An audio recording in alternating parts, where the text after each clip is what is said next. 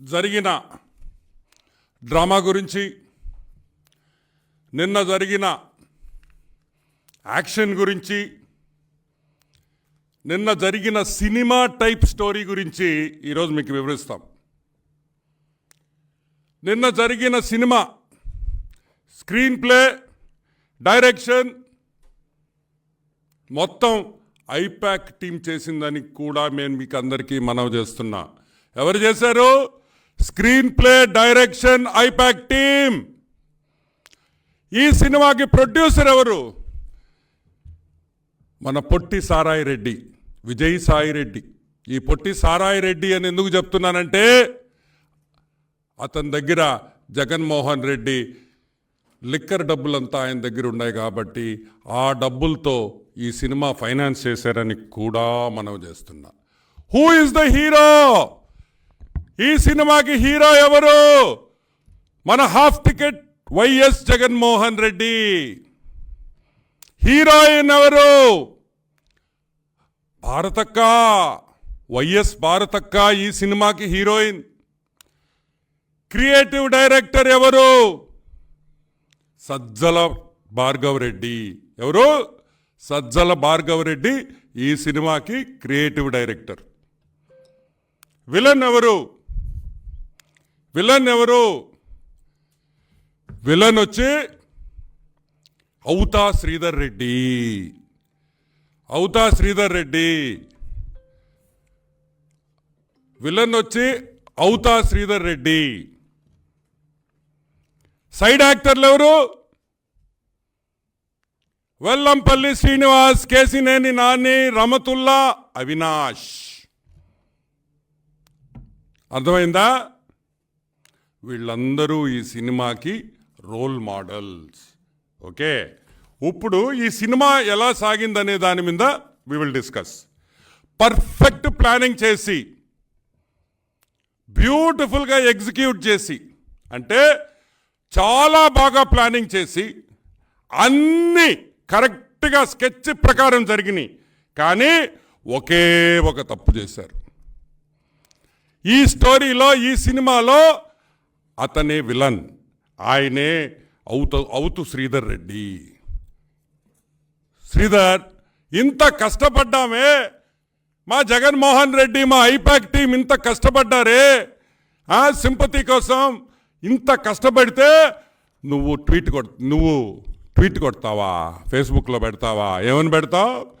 4 రోజుల ముందర పెట్టిన ఫేస్బుక్ పోస్టింగ్, ట్విట్టర్ పోస్టింగ్ ఇది.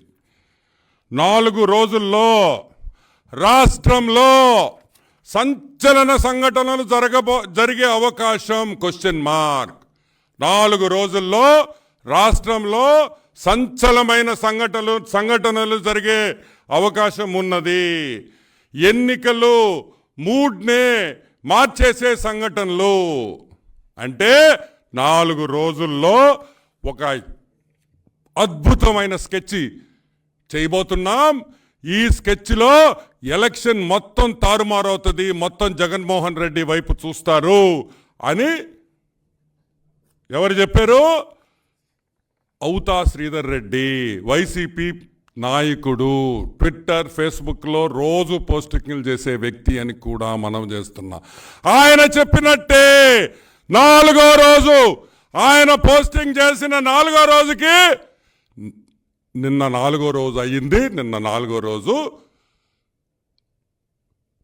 కోడికత్తి 2, బెజవాడ రాయ 1. ఈ బెజవాడ రాయ స్కెచ్, ఈ బెజవాడ రాయితో హత్యా ప్రయత్నం చేశారు. ఎవరు చేశారు? నేను చెప్పలా హత్యా ప్రయత్నం అని. సాక్షి పేపర్లో చూడండి ఆ హెడ్లైన్స్. హత్యా ప్రయత్నం, సీఎం జగన్ మీద ఈ రాయితో హత్యా ప్రయత్నం.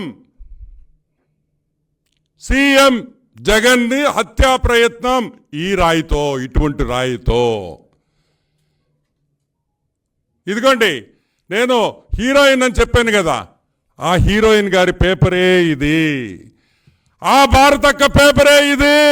నా మొగుడు మీద హత్యాయత్నం చేశారు ఒక రాయితో అని సీఎం గారు శ్రీమతి ఆమె సొంత పేపర్లో ఆమె వేసుకుంది. ఫోటో మాత్రం బాగా వేయించావక్క, ఇంకొంచెం దగ్గర తీయాల్సింది బాగుండేది, కొంచెం దూరం పెట్టావు. కరెక్ట్గా 7 గంటలకి స్కెచ్ ప్రకారం కరెంట్ ఆఫ్ అయిపోతుంది, కరెంటు ఉండదు, ఎగిరే డ్రోన్లు దిగిపోతాయి కిందకి, ఎగిరే డ్రోన్లు కనిపివు. యువగళంలో లోకేష్ బాబు యాత్రకు మాత్రం 20 డ్రోన్లు ఉంటాయి పైన, అటు ఇటు. అవి చూసి మేమంతా చుక్కలు చుక్కలు చుక్కలు స్టార్స్ అనుకున్నాం. ఏమో ఈ డే లైట్లో ఏంద్రా, ఇంత వెలుగులో ఏంద్రా స్టార్స్ కనిపిస్తున్నాయంటే అవి డ్రోన్లు బాబు, డ్రోన్లు. లోకేష్ బాబుకి 10 డ్రోన్లు ఎగరతాయి, తిరుగుతుంటాయి యువగళంలో. ముఖ్యమంత్రి బెజవాడలో మీటింగులు జరుగుతుంటే డ్రోన్ విజువల్సే లేవు ఆ ఇన్సిడెంట్లో. ఇది కూడా ఒక డ్రామా, దీంట్లో పోలీస్ పాత్ర కూడా ఉంది ఈ డ్రామాలో. డ్రోన్ విజువల్స్ కనిపించకుండా పోలీసు 3000 మంది పోలీసు వాళ్ళు చుట్టూ అతని చుట్టూ కూర్చొని ఉంటే విజువల్స్ లేవు. సరే, మేము ఎన్నోసార్లు చెప్పాం. ఏమని చెప్పాం?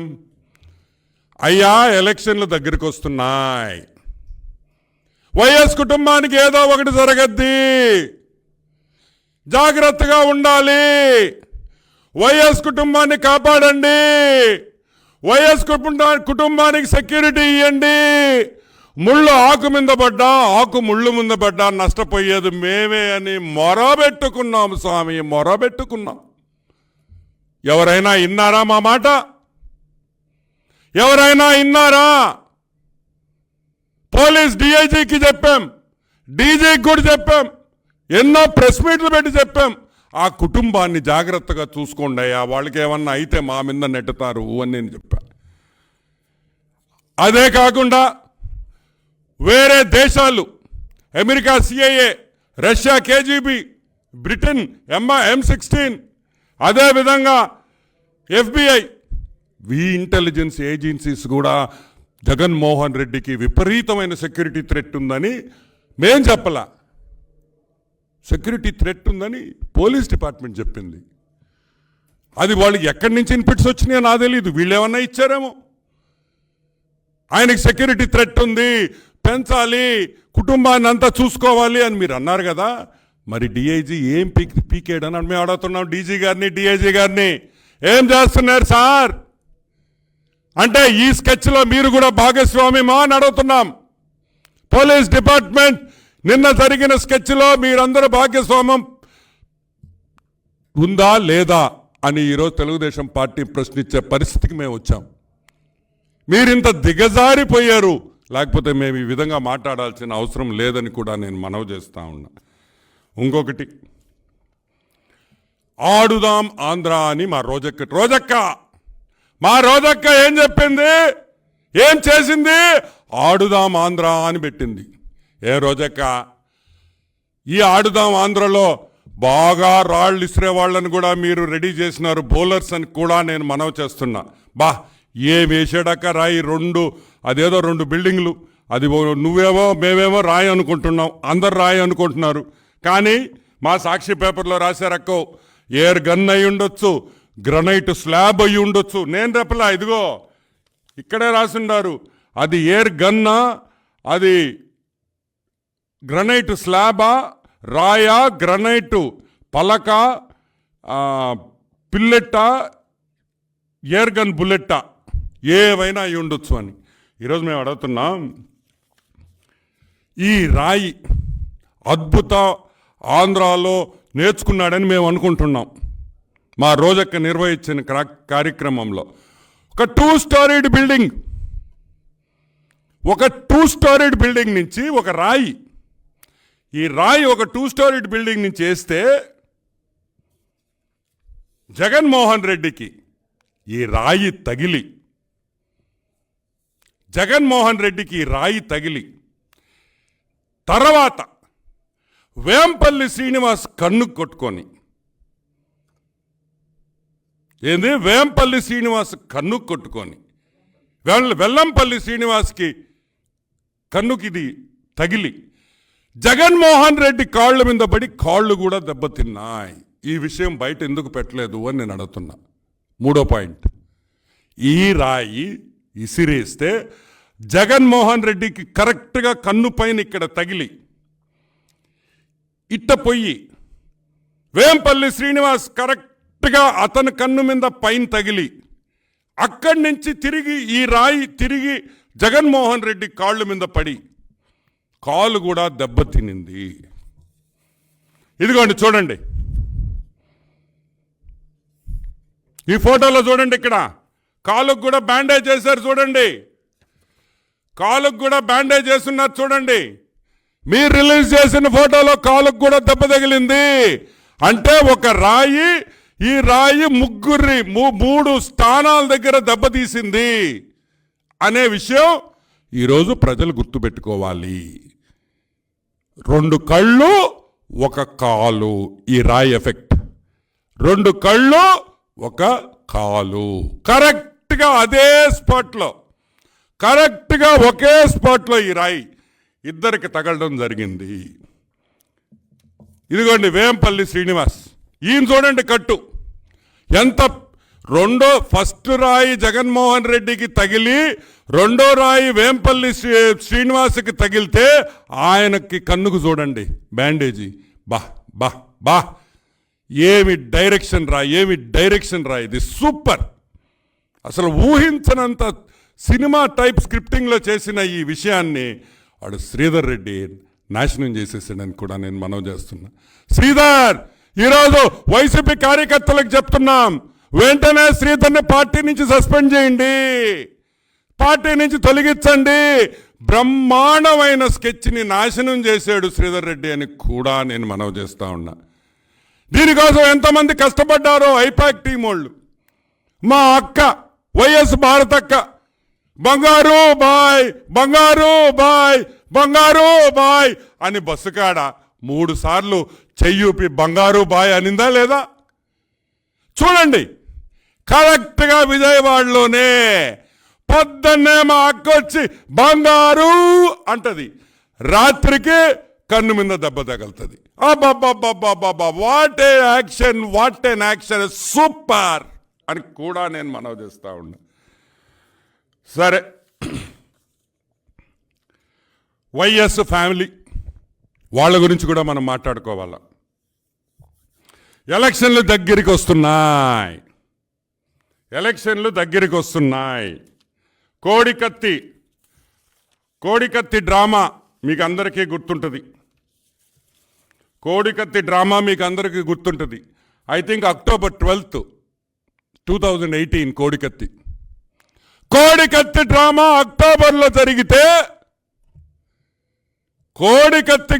అక్టోబర్లో జరిగితే, ఎలక్షన్స్ ముందర 2018లో కోడికత్తి ఫెయిల్ అయింది కాబట్టి వివేకానంద రెడ్డిని హత్య చేయాల్సిన అవసరం వచ్చింది. కోడికత్తి కేసు ఫెయిల్ అయింది కాబట్టి, జనాలు నమ్మలేదు కాబట్టి, సొంత చిన్నాయన్ని వైఎస్ వివేకానంద రెడ్డిని 2019లో ఎలక్షన్లో గెలిచేదానికి, వైఎస్ జగన్మోహన్ రెడ్డి ముఖ్యమంత్రి అయ్యేదానికి వివేకానంద రెడ్డి బలి అయ్యాడు అనేది వాస్తవం. అది చెప్పింది నేను కాదు, వాళ్ళ కూతురే చెప్పిందని కూడా నేను మనవి చేస్తా ఉన్నా. వాళ్ళ కూతురు చెప్పింది, సొంత చెల్లెలు చెప్పింది అని కూడా నేను మనవి చేస్తున్నా. ఇప్పుడు ఇంకొక విషయం మాట్లాడుకోవాలి. ఆ రోజు కోడికత్తి వైఎస్ వివేకానంద రెడ్డి, ఈరోజు బెజవాడ డ్రామా ఫెయిల్ అయింది. బెజవాడ నిన్న జరిగిన ఇన్సిడెంట్ ఫెయిల్ అయింది. జనాలకు అర్థమైపోయింది ఇది పెద్ద డ్రామా అని. కాబట్టి వైఎస్ కుటుంబంలో 3 వ్యక్తులు చాలా జాగ్రత్తగా ఉండాలి.